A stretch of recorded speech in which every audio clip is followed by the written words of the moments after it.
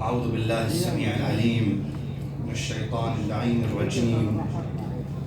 بسم الله الرحمن الرحيم.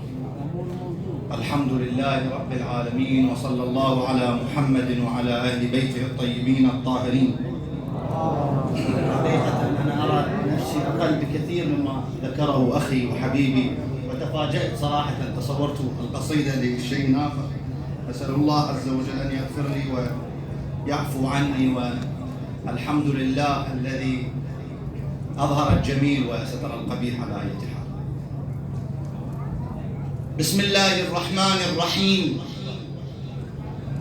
أنت العلي الذي فوق العلا رفع، ببطن مكة وسط البيت قد وضع، وأنت ذاك البطين الممتلئ حكما، معشارها فلك الأفلاك ما وسع، وأنت نقطة باء مع توحدها، بها جميع الذي في الذكر قد جمع، وأنت الذي لله ما صنع، وأنت الذي لله ما وضع.